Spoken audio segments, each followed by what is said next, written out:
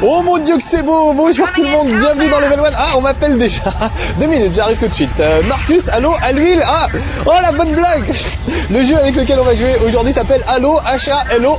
D'où la fameuse blague Halo à l'huile que je n'aurais pas osé faire moi-même, mais que Manu, notre réalisateur du jour, a osé. Tu devrais avoir honte de toi, mon Manu.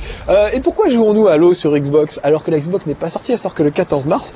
Eh ben tout simplement parce que vous m'aurez d'envie de l'avoir la Xbox et nous aussi, donc on l'a depuis quelques temps. Mais on s'est dit on va vous faire partager notre petit plaisir. On avait fait ça, souvenez-vous, pour la Dreamcast, bien avant qu'elle sorte, pareil pour la PlayStation 2. On l'a fait aussi pour la GameCube. Il n'y avait pas de raison que la Xbox y passe pas. Donc regardez, elle est là, je l'ai dans mes mains.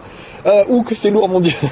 C'est une espèce de gros radiateur super lourd, mais super puissant. C'est peut-être la console la plus puissante du marché. Après, est-ce que les jeux suivront et tout? On verra bien. Il y a 4 ports manettes pour jouer avec ses potes. Et des manettes assez rigolotes, tiens, puisqu'on en parle des ports manettes. Regardez un peu, voilà l'engin, avec plein de petits boutons de tous les côtés, 2 manettes analogiques, une manette normale, et des gâchettes en dessous sur les côtés. Bref, de quoi s'amuser et jouer avec les tout premiers jeux. Le premier est le plus spectaculaire, donc je vous l'ai dit, s'appelle Halo. C'est Microsoft. Ah bah voilà, tiens, c'est pas beau la technique, ça s'affiche juste en dessous. C'est Microsoft qui fait ça. On n'est jamais si bien servi que par soi-même. Et c'est une sorte de Doom-like. Là, j'ai pris le deuxième niveau parce que le premier niveau, c'est vraiment l'entraînement. Mais regardez, je viens de me scratcher sur une planète avec ma navette. Mes camarades sont morts pour la plupart, ça fume un petit peu, et les extraterrestres vont venir inspecter le lieu du crash, donc j'ai intérêt à aller me planquer ailleurs. Donc on va traverser ce pont, c'est extrêmement dangereux, mais je vais quand même le faire.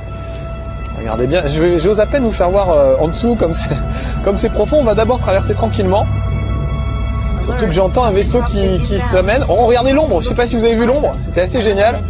Regardez un peu l'engin, voilà, il va faire le tour de l'arbre et aller se poser de l'autre côté.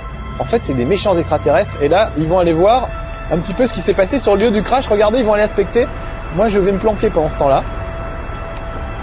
Regardez comme c'est beau, c'est vraiment magnifique, c'est gigantesque. Les décors sont gigantesques. Là, on peut pas trop se rendre compte, mais je sais pas, techniquement, il y a des gens qui ont été déçus, qui m'ont dit « Oh, c'est pas si terrible que ça. » Regardez un peu ce ciel. Oh là, on me tire dessus, faudrait peut-être que au lieu de regarder le ciel, que j'aille me planquer. Regardez un peu l'herbe, par exemple, par terre. Regardez comme c'est détaillé. C'est quand même super étonnant. C'est Microcosmos là-dedans. Vraiment, il y a un niveau de détail encore jamais atteint, je trouve, dans les jeux. Donc ça fait plaisir de voir ce qu'elle a dans le ventre, la Xbox. Et encore, c'est que le tout début, c'est un des tout premiers jeux à utiliser ses capacités. Ça laisse présager de grandes choses pour l'avenir. Alors bien sûr, elle va être super chère, comme toutes les consoles au début. 3200 francs, je crois. C'est quand même pas donné, mais bon, toutes les consoles sont aussi chères au début, sauf peut-être la GameCube qui va sortir en même temps et qui sera peut-être à moitié prix dans les 1500 francs environ, donc le match risque d'être assez serré, mais tant mieux, comme ça ils seront obligés de baisser les prix assez vite. Les jeux risquent d'être assez chers aussi, ça serait du genre 400-450 francs un jeu, donc voilà, tout ça très cher, encore une fois il va falloir sortir des sous, mais bon, on n'est pas obligé d'acheter toutes les consoles non plus, à vous de voir la console que vous préférez. Et ça, c'est la question qu'on pose tout le temps. Quelle console il faut que j'achète? Bah, ça dépend de vous. Ça dépend des jeux que vous aimez, tout simplement. Et puis, il y a toujours un jeu qui existe sur une console et qui n'existe pas sur une autre. Par exemple, Halo ne sera pas sur GameCube, a priori, alors que Mario et Luigi seront sur GameCube dans Luigi Mansion. Donc, à vous de voir le type de jeu que vous préférez. En tout cas, techniquement, a priori, je pense qu'on peut dire sans se tromper que la Xbox est la plus balèze. Mais la technique ne suffit pas. Souvenez-vous, on a eu des consoles genre la Jaguar qui étaient très en avance sur leur temps et puis qui se sont cassés la gueule lamentablement parce qu'il n'y avait pas de jeu pour aller avec. Oh, j'adore. Voilà mes premiers extraterrestres. Je les bute sans même vous en parler. Oh la vache. Celui-là est plus gros, ça va être plus dur. En plus, il a un espèce de champ de force, vous avez vu, autour de lui qui le protège. Ce qui fait qu'il est très costaud. Voilà. Pouf. Ça y est, il est tombé par terre. Alors regardez, j'ai mon gros flingue. On peut avoir que 2 armes dans Halo. Et un petit flingue, voilà, on peut en porter que 2 à la fois. C'est pas très balèze, donc ce que je vais faire, je vais échanger mon petit flingue contre le flingue de l'extraterrestre qui est tombé par terre. Ah ah, regardez, c'est tout de suite mieux ça. Faudra que je fasse gaffe parce que c'est une arme qui a tendance à chauffer un petit peu. Donc au bout d'un moment, il faut se méfier et puis arrêter de tirer pour pas se brûler les doigts. Sinon, ça peut être assez dangereux. Bon, je devrais pas aller par là, mais c'est juste pour vous faire voir. Regardez la cascade, les effets de brume. L'eau qui dégouline du haut du truc, c'est vraiment superbe. Je trouve ça vraiment splendide. Bon allez, c'est pas le tout d'admirer le paysage, on va plutôt aller se friter. Alors certains remarqueront que c'est pas très rapide, je trouve que c'est vrai. On va pas très vite quand on est à pied. On peut avec la manette analogique doser, là je ferai vraiment des tout petits pas. Et je peux accélérer en poussant un peu plus vite, en poussant plus la manette vers l'avant. Mais on n'a jamais l'impression vraiment de courir. C'est le jeu qui vaut ça en tout cas, c'est ce qui veut ça. Avec 2-3 caractéristiques. Par exemple, la gravité est assez faible apparemment sur cette planète. Donc quand on fait des bonds, regardez bien. Un peu comme si on était sur la Lune, ça fait des bonds un peu au ralenti, très longs. Et en même temps, c'est assez agréable, ça permet de sauter très très haut. Ah, la petite dame me parle dans le téléphone. Ah oui, elle m'a dit d'aller voir s'il n'y avait pas des survivants quelque part. On ne sait pas, je sais pas encore si ce sera traduit en français, sous-titré ou pas, ou avec des voix en français. On ne sait pas encore tout ça. Vous le découvrirez le 14 mars quand la console sortira. On refera des level 1 à partir de la sortie officielle de la console. Mais voilà, l'idée c'était de vous faire voir un petit peu la console, pas avant tout le monde, parce que vous l'avez déjà vu sur Game One, mais l'idée c'était de la prendre en main pour un petit level 1. Alors regardez, là ça commence à ressembler sérieusement à un film. Les gars qui sont là sont mes copains, c'est des Space Marines. Et ils sont en train de... Voilà, viens là que je te tape, qu'il a dit aux extraterrestres. Donc on assiste à des vraies batailles, ça c'est vraiment impressionnant, entre Space Marines et aliens. Voilà, là-bas, regardez, ils sont en train de tirer sur un gars. On va aller leur donner un petit coup de main. Ça y est, ils l'ont eu celui-là. Bon, il a un flingue que j'ai déjà, donc ça m'intéresse pas. On va aller voir peut-être le flingue de lui, ça peut être intéressant. Voilà un autre plus petit flingue. Donc je vais lâcher ma grosse mitrailleuse peut-être pour le moment. Voilà, juste histoire de vous faire voir ce flingue qui tire et qui peut être concentré. Voilà, pour lâcher un plus gros tir. Bon, comme je préfère mon flingue de Space Marines, pour le moment je vais le garder. Donc voilà. Et mes partenaires me parlent. Elle dit voilà, il y a des morts partout, c'est le bordel. On peut leur tirer dessus, dans les fesses un peu. Voilà, ils vont vous engueuler en général. Mais il y a rarement des représailles. Mais donc le problème c'est que quand il y a une grosse bagarre avec plein de gens partout, c'est très difficile de pas tirer sur ses camarades. Donc il faut être très prudent et essayer autant que possible de pas blesser vos petits copains. Voilà. Là regardez, ils ont fait le tour, je vais les suivre. Le radar là juste ici me permet de savoir où ils sont, ce qu'ils font et de repérer les adversaires. Tout ce qui est jaune c'est bon, c'est mes potes. Tout ce qui est un peu rouge, comme toujours, le rouge c'est toujours le symbole du danger. Et là faut se méfier un petit peu. Voilà, regardez, là il y a des extraterrestres qui viennent d'être déposés. Donc on va essayer de leur tirer dessus. J'ai des grenades aussi, regardez, je peux balancer des grenades. Il y a un truc marrant avec les grenades, c'est qu'on peut les utiliser de différentes façons. Oh la vache, eux aussi en ont. Soit on lance une grenade de manière classique, regardez un peu l'explosion que ça va faire, voilà. Soit on essaye d'attacher la grenade à l'adversaire. Ah là j'ai raté, mais voilà. Ah il a pas bougé, ça s'est pas vu et je prends des risques pour rien. Je vais aller me planquer parce que sinon je vais morfler. En fait on peut attacher la grenade à l'adversaire, elle reste collée à son bras ou à son bouclier. Et le gars s'en va en courant et il explose parfois au milieu de ses camarades. Donc ça c'est toujours assez drôle à faire. Par contre il faut que j'essaye de trouver un extraterrestre peu vivace pour le faire sur lui. Je crois qu'ils l'ont eu. Ah bah voilà, il est mort lui. Vous avez vu? Alors ce qui est génial, c'est que des fois, on n'est pas obligé d'aller se battre. On peut laisser les autres lâchement se battre à votre place. Regardez un peu le sang partout, ça dégouline. Vous pouvez laisser les autres se battre à votre place et puis aller vous planquer dans un coin en attendant que ça se passe. Votre bouclier, c'est le truc ici, là. Et ça se recharge un peu automatiquement au bout d'un moment puisque vous avez une super armure. Il y a aussi des medikits. Voilà, là il y en a un par terre qui vous permettent de récupérer quelques points de vie. Là, je suis rentré dans l'autre navette qui s'est écrasée un peu plus loin que la mienne puisqu'on était plusieurs à s'écraser sur cette planète. Regardez ça un peu, cette structure, je trouve ça dément. On va grimper dessus, tiens, d'ailleurs, pour voir. Ça fait vraiment penser à Starship Trooper, l'espèce de fort dans Starship Trooper. Alors, il y a moins d'extraterrestres que dans Starship Trooper, où là, vraiment, ça dégoulinait de partout. Mais il y en a quand même beaucoup. Oh, il y en a un qui vient de tuer un de mes copains. Écoutez les petits cris qui poussent, je trouve ça génial.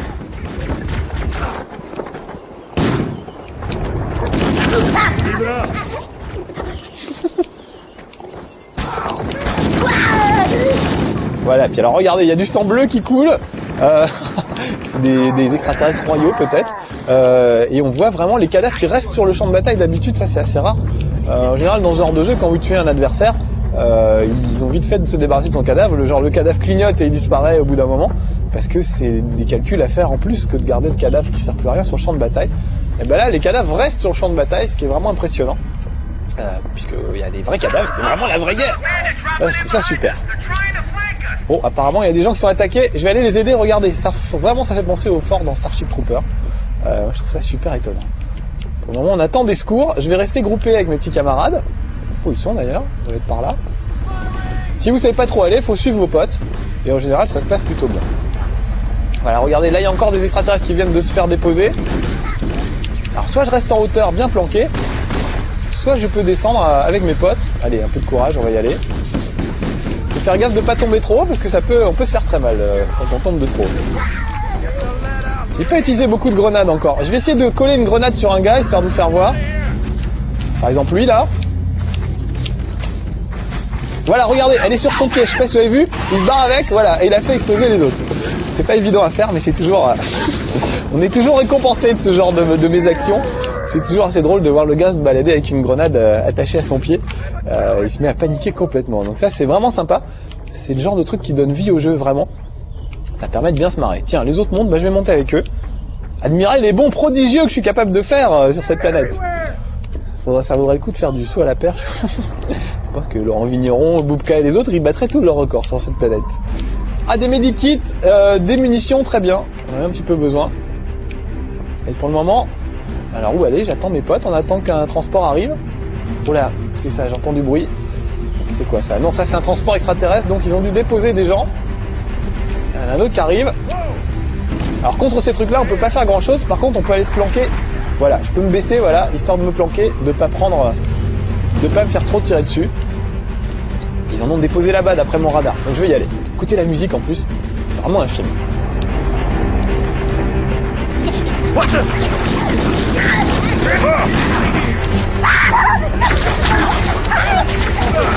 Voilà, j'avais pas utilisé beaucoup le fusil extraterrestre depuis tout à l'heure, donc là on va l'utiliser, ça va changer un petit peu. Petite grenade au passage.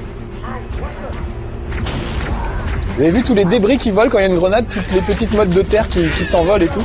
C'est vraiment bourré de détails. Et je sais pas, il y a des gens qui trouvent que c'est pas impressionnant techniquement. Moi je trouve que vraiment déjà c'est un grand pas en avant par rapport à ce qu'on connaît. C'est vrai qu'il y a certains jeux PC qui sont pas loin de ça, mais jamais à ce point-là. Tiens, peut-être... Ah, elle a bougé juste au bon moment. Voilà. La grenade c'est assez efficace, le problème c'est que j'étais un peu trop près et que j'ai morflé moi aussi. Bon, je ferais bien d'aller me planquer d'ailleurs en attendant que... Regardez au-dessus de ma tête, c'est mon armure et elle est pas en grande forme. Donc je vais aller me planquer. Je vais peut-être laisser les autres bosser un petit peu. Une grenade avant de partir quand même. Voilà, ça va les calmer un petit peu. Ce qui est génial, c'est qu'on entend les commentaires de... Oh la vache, une grenade qui a volé, vous avez vu comment ils ont volé. On entend les commentaires des autres Space Marines. Il y en a même un qui est français, qui parle en français avec un fort accent. Enfin, on parle anglais avec un fort accent. Voilà. Et les extraterrestres sont assez malins, ils se planquent plutôt bien. Et quand vraiment ça tourne pas en leur faveur, ils n'hésitent pas à aller se planquer. Un truc que je vous ai pas fait voir, regardez, il y a une petite lampe qui permet de s'éclairer de manière... quand c'est dans des endroits sombres, on peut s'éclairer un peu. Et le halo de la lampe est vraiment bien foutu. Regardez ça. Vous verrez une vraie lampe de poche, quand on était petit dans les bois, on peut allumer et éteindre. Je vous conseille de la laisser allumer quand vous rentrez dans des endroits un peu sombres, parce que des fois il y a des mauvaises surprises qui vous attendent. Ah, elle est en train d'appeler un taxi, la fille, je l'ai entendu. Donc encore une fois, peut-être vous aurez une version sous-titrée pour la sortie française, on sait pas encore. On verra pour le moment, c'est notre petite avant-première sur Xbox. Donc voilà, on se régale, on verra après. Encore une fois, on fera des level 1 sur la Xbox, évidemment, quand elle sortira. Ah voilà, ça c'est un transport à moi, regardez un peu la taille du vaisseau. C'est vraiment étonnant, c'est un truc énorme. Et si je me souviens bien, ils vont me livrer une Jeep qui va me permettre d'aller me promener un peu plus loin et de marcher un peu plus vite, puisqu'on disait tout à l'heure qu'on marchait plutôt lentement. Là voilà, vous allez voir qu'avec les Jeeps, on peut aller beaucoup plus vite. Et puis on peut monter à plusieurs. Regardez ce vaisseau, c'est vraiment impressionnant. Bon allez, trêve de contemplation. Je pourrais monter à l'arrière et utiliser l'espèce de tourelle, mais je vais plutôt monter à l'avant, et c'est moi qui vais conduire. Voilà, regardez, il y a un autre Marines qui s'est mis à côté de moi. Voilà, là on m'explique comment ça marche. Ce gars-là s'est mis sur la tourelle, moi je conduis la voiture, et hop, on y va tous les deux. De temps en temps il m'encourage, ça saute un peu, il fait Yiha, des trucs comme ça. C'est vraiment très très étonnant tout ce qu'on peut faire. On peut d'ailleurs jouer à... Ah ouais, il est content. Il m'engueule quand je conduis mal, etc. Elles sont pas faciles à conduire d'ailleurs les Jeeps, il y a beaucoup d'inertie. C'est pas une vraie simulation de conduite comme on a pu en voir ailleurs.